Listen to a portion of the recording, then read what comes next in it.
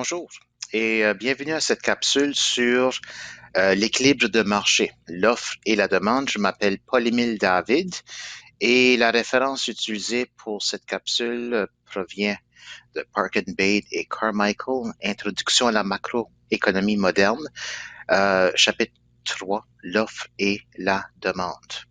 Donc, nous avons la demande et l'offre dans l'équilibre de marché. Qu'est-ce que la demande?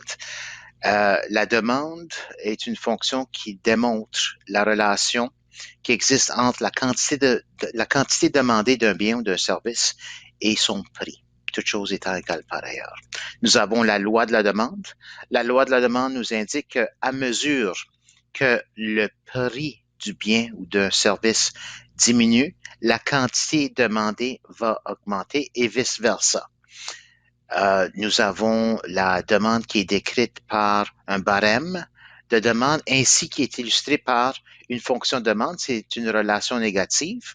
Alors, nous avons le prix sur l'axe vertical, la quantité sur l'axe horizontal.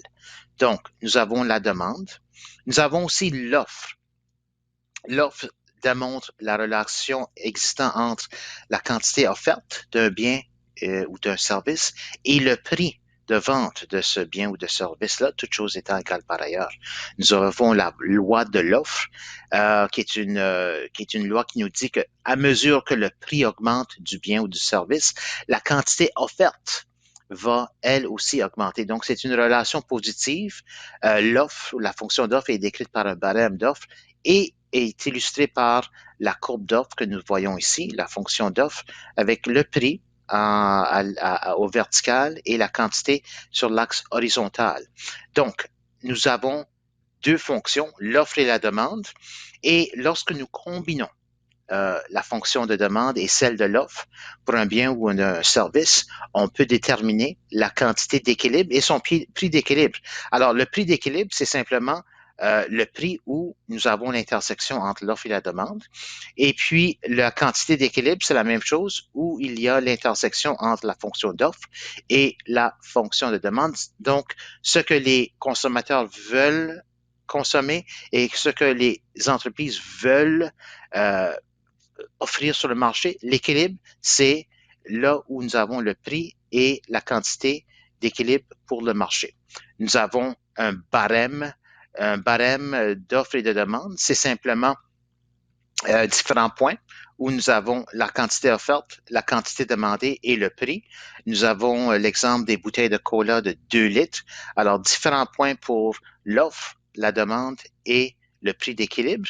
Et puis, ce que nous avons ici, c'est simplement le prix en dollars par bouteille de cola et la quantité en millions de bouteilles. Donc, nous voyons l'offre et la demande et nous avons le point d'équilibre.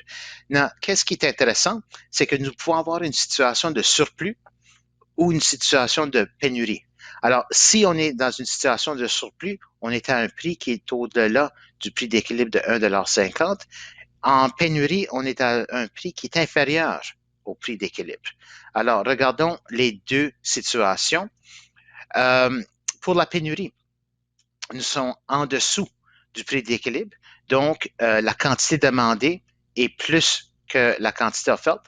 La quantité demandée est à 6, la quantité offerte est à 3.